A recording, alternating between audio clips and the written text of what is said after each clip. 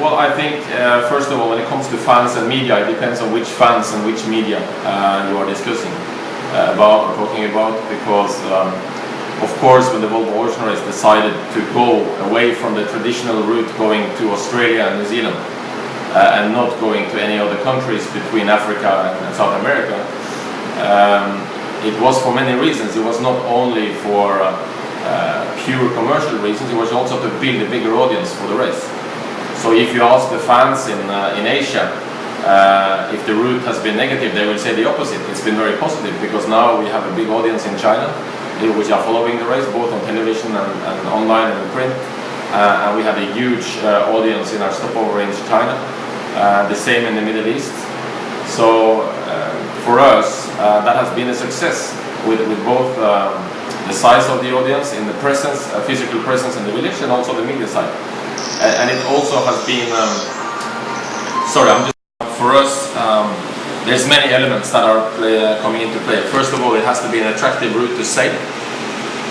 And this is always a discussion. Some people have said that it was always better before when we were sailing in the Southern Ocean. This is a small group of our audience, but it's a key sailing audience. At the same time, the racing we have had in the last two races going to Asia has been very good.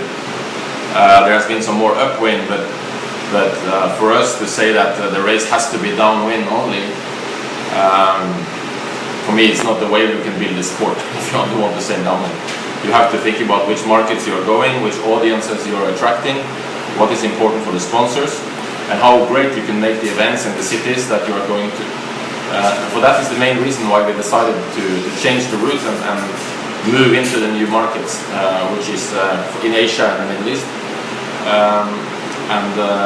When we make the decision about the route, we look at the many different elements.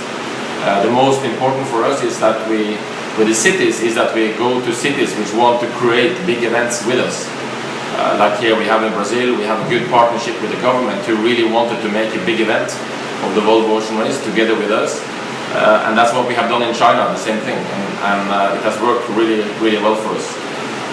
When it comes to the future, what will have an impact on the route is the cost, because now we are very focused on driving down the cost for the teams radically, and we are looking at everything in the race to achieve that, including the route, and that will mean most likely some less stopovers, and maybe some stopovers in the end can be very short to shorten the time.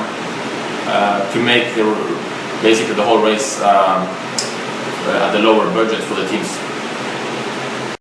For sure the economic crisis in Europe has impacted on the event, and the main reason why we have 6 boats in this race is very clearly because of that crisis, because we had quite a few potential teams lined up that were struggling in the end because of the crisis, and the sponsorship market really stopped in 2009 and 10. And it was very difficult for the teams to raise sponsorship and to maintain the sponsorship level. So it clearly has had an impact. On the return for the sponsors, I don't really feel that it has had such an impact, because we have still had big growth in our media coverage, and in hospitality we also have a significant growth from the last race. So we have more guests in our stopovers than we had in the last race, and we have more media coverage. So in total, the return should be higher, which is positive. And I think that when it comes to the trend of teams, we had in 2008, 2009, we had 1 team more than we had in 2005 and 2006, so we actually increased the number, and then we now have a drop from 8 to 6. And for us to get back to a number that we want to have in the race, which is between 8 and 10 teams, we clearly have to now, first of all, address the cost side. That is the most important, and also work very actively with the teams and the key markets which are going to participate in the next race. Well, it's very important to have this combination of a team and a stopover. What it does is that first of all, for the stopover, it extends the period of attention. So you get a much longer project. For Sanya, they have activation from the boat start sailing to the end of the race, while if you only have a stopover, you have a shorter time span where you really have the big focus. And secondly, for the team, it creates a home market and a home home team atmosphere where you get a very strong buy-in from the local media. And we see that in Spain, where we have Telefonica in Alicante. We see that we will see that in the United States, where we have Puma. Camper is both Spanish and has a New Zealand flavor. It was clearly regarded as a home team in New Zealand, and that builds a lot of enthusiasm in the stopovers. So it's a very strong combination to have both. But also because the teams today have international crews. In most countries we go, we have some sailors who have a local connection. So here in Brazil, we have only one Brazilian sailor in the race now on Telefonica, but he has had a lot of focus in Brazil, and they are following him, even though the boat is Spanish. So, but the combination of countries and connection and building a fan base is very important. Well, we work very closely with the teams. We work even from the moment they start preparing that they want to do the race, and this race and the previous race we were very much involved in all the sponsorship, sales and pitching, all the commercial side of the team before they actually became a team. And this is where we can play a very strong role in the Volvo Ocean Race, because different to many other sport events and sailing events, we as a race event rights holder, we control all the rights in the race. So the media rights, we control the commercial rights, the branding, and the structure and the format of the race. So we are able to sit with the teams in a room, speaking with the sponsor, talking to the sponsor, and actually give them a lot of assurance of what they can do in the race, what kind of television package we can make that works for them. And this is very good for a team sponsor, because then you can sit with the table both with the team and with the rights holder for the event, who wants to help you and wants to support you. So I think this is an important part for us.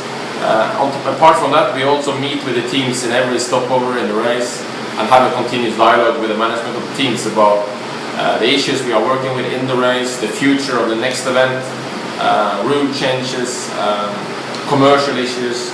We work very close on hospitality now with them, and we are trying to all the time bring this closer and closer.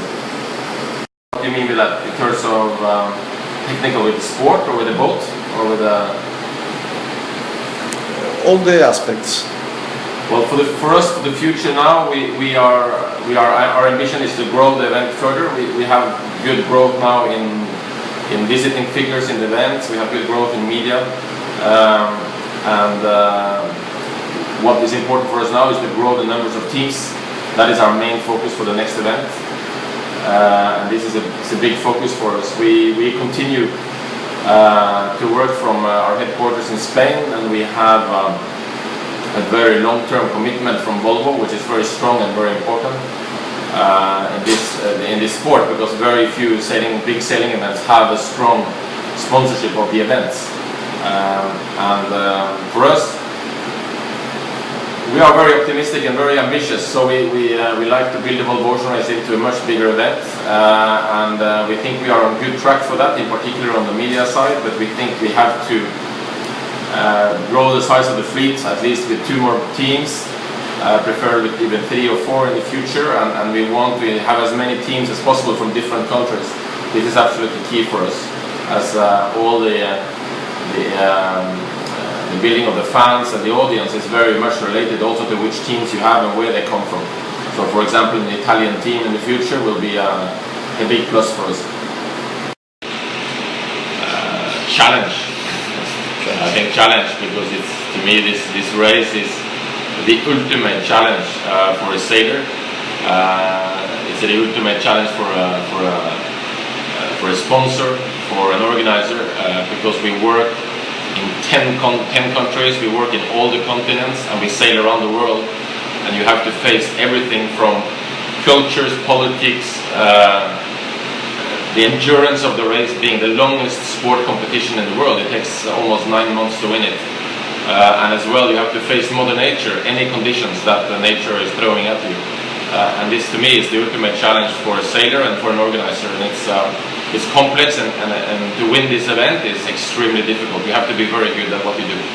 You participated to other editions of this competition. Yeah. In your opinion, is this the strongest edition or not? I think when it comes to the racing, this is the hardest race to win ever. Because in fact, I would say that of the 6 teams we have, 5 teams could actually win this race. Now we are halfway and there are some more difference on the points than it was in the beginning, but all the teams that are in the race have good enough sailors, fast enough boats to win, and that's why they are pushing so hard. So it's probably the most difficult edition to win ever, and also probably the hardest race to sail that we've ever had.